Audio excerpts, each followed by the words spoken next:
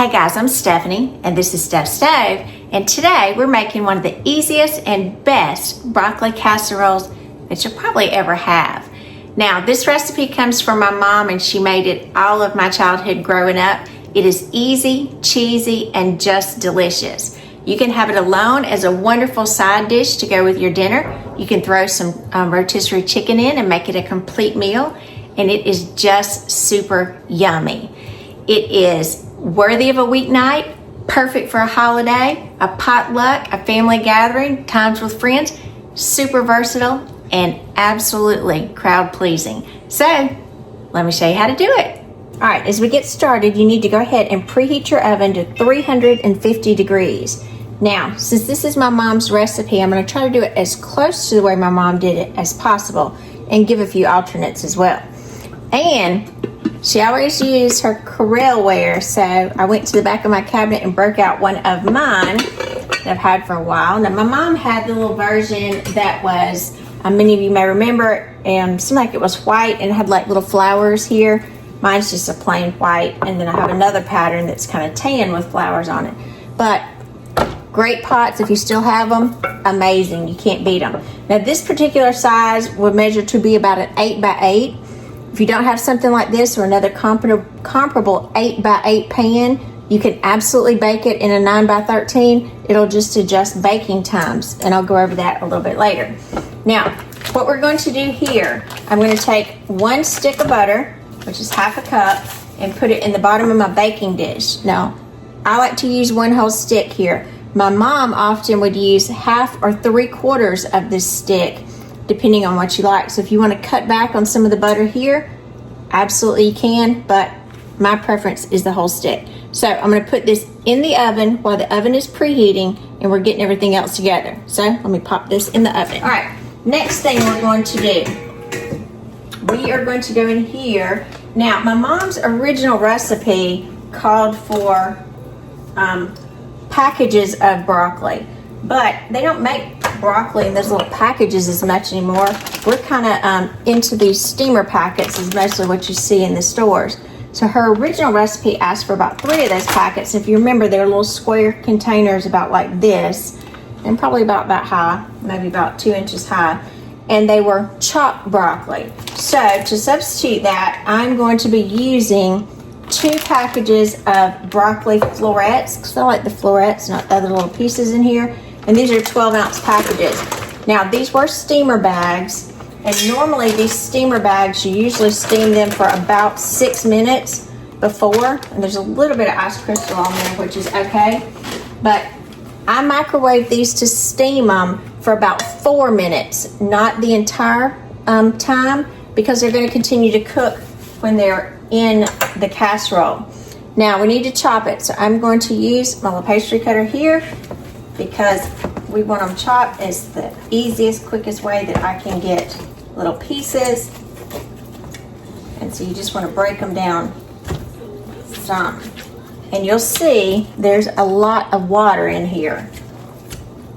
So you want to chop them with a knife, you can do that as well. This will just soften them some. Break them down just a little bit because they're really kind of together. Now, it's not going to chop them up into little bitty pieces, but it is going to kind of smash down those stems so you don't have any harsh stems in there, and kind of flatten them just a little bit more. Now, because there's still a lot of water in here, it's very important that we drain this off. So I'm going to try to drain this back in here, and you'll see quite a bit of water. Let's do this with my hand. That water is going to be kind of the enemy of our casserole. So make sure you get all of that out. May have to press it a little bit, and the chopping and the pressing on with the pastry cutter does help with that. Get back in there.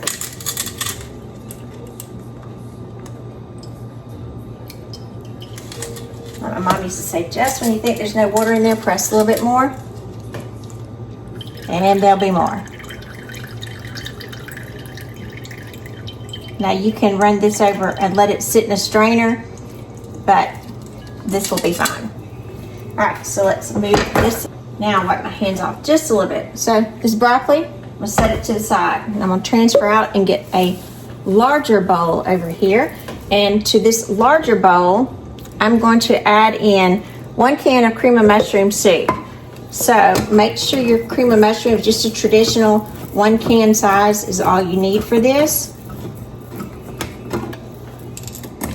You can use Campbell's, you can use a store brand.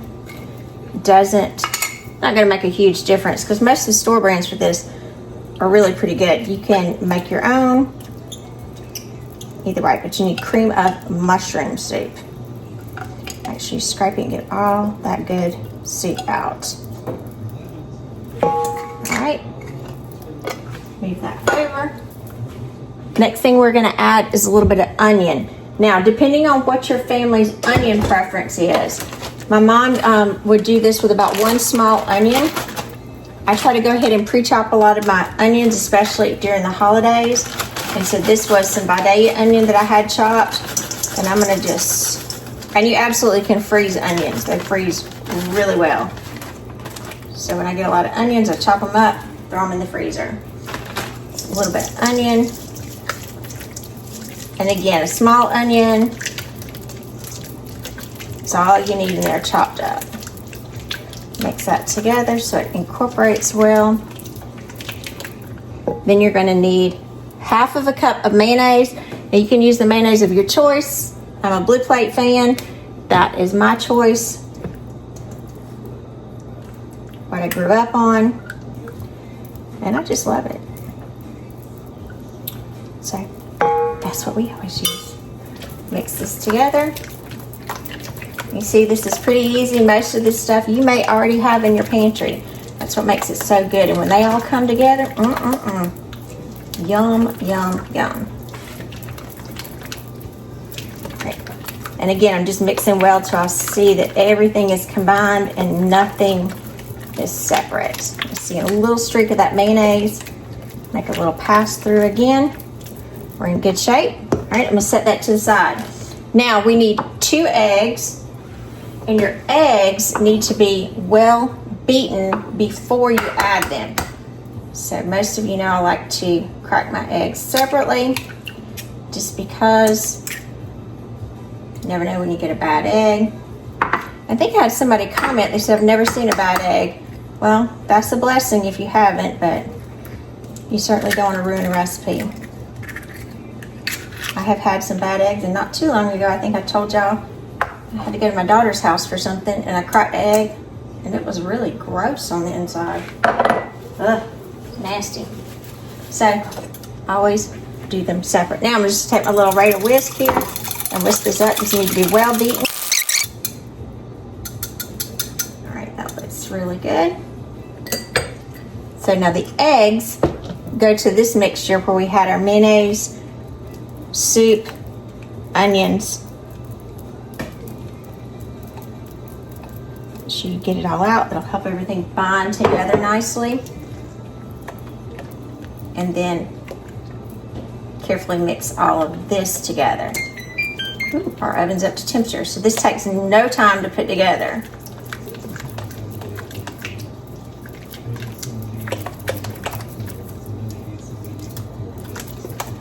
For some reason about this recipe, my mom made it a lot, that there's one particular time at the holidays, and I think it was Thanksgiving if I remember correctly.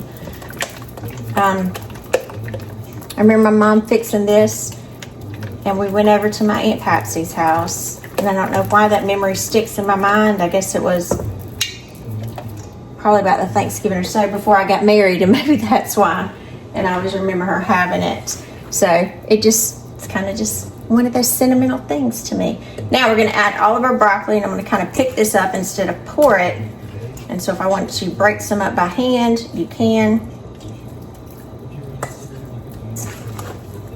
I just want to be sure there's no extra water, so don't dump it. Just kind of grab it out, because again, water is the enemy of this casserole. We don't want it watery.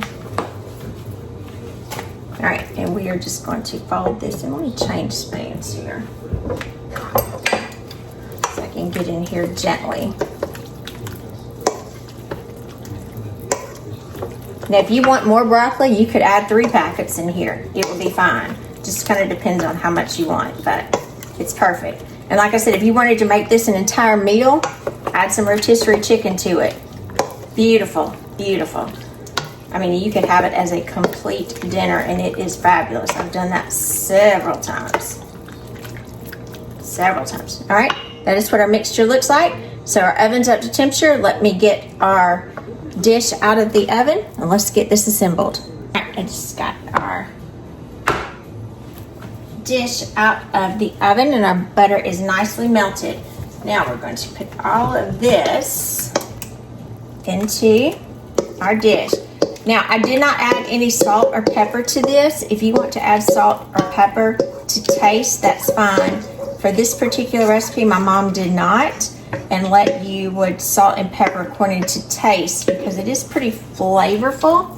However, I like to add just a little bit to the top, and you can see this little Corningware dish works perfect. So we'll go in with Snoopy and add a little bit of salt to the top, just a little bit, black pepper, which always makes everything taste good. All right. Now, the next thing that my mom did, which was totally different from most other broccoli casseroles, was my mom did a little different in her topping. Now, for her topping on here, we're going to cover it with herb stuffing mix. Now, you can, this is not stovetop stuffing. This is like Pepperidge Farm stuffing mix. So it adds a tremendous amount of flavor to the top.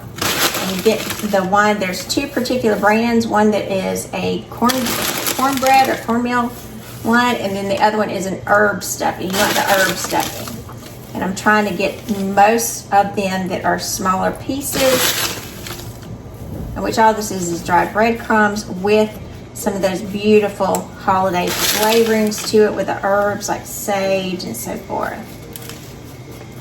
So it is very, very good. You just want to put enough to cover it. And my mom used to always say like half of a package. However, when she was making this in the 70s and 80s, it was, the package size was a lot different.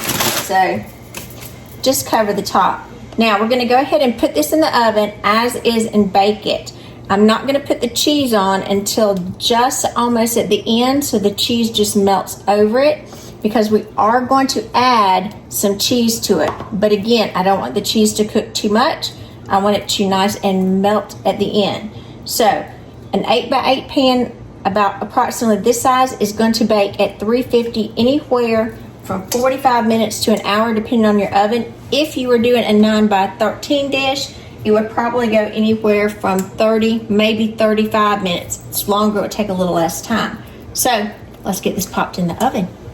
All right, let's get it popped in here. And don't forget, this dish was already in the oven, so the sides are very warm. Top shelf.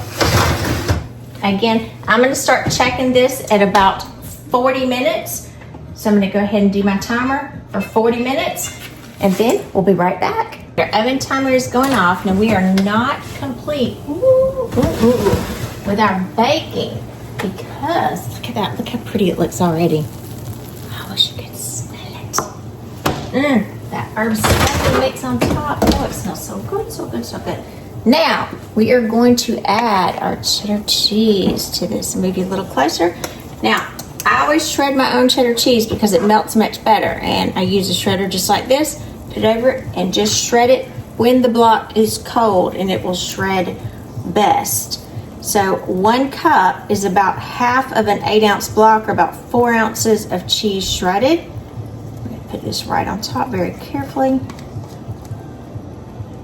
Spread it out, get every bit of it if I can. Just kind of like move it down. We want it to kind of cover all of that stuffing, so it kind of seals that stuffing mix in. Now, if you wanted to reverse this, and a lot of times my mom liked to reverse this and have the cheese on the bottom and then the stuffing mix on top, but I like the melted cheese on top. So I move it around just a little bit. I like the cheese on top. All right, now it needs to go back in the oven so that the cheese can fully melt. That's another good thing about shredding your own cheddar cheese. It melts beautifully. So once we put this back in the oven, it's going to take between 10, 12, maybe 15 minutes, depending on your oven, until our cheese is nice and melted, golden and bubbly. All right, going back in for our last few minutes here.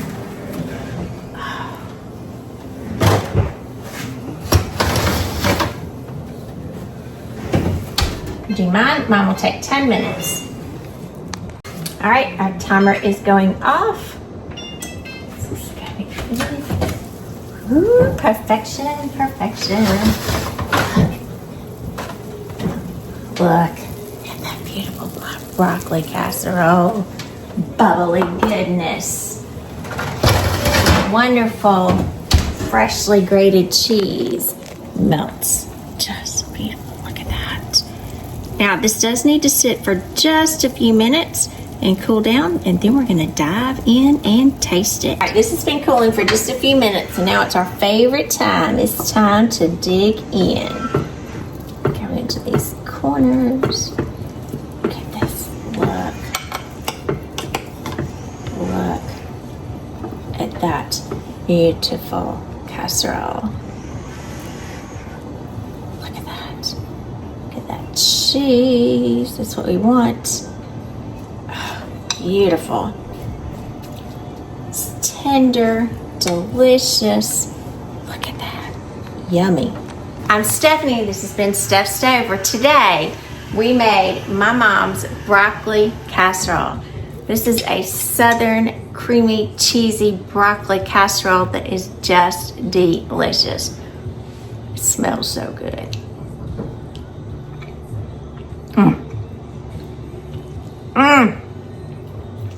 That stuffing mix on top, all those wonderful flavors, the broccoli,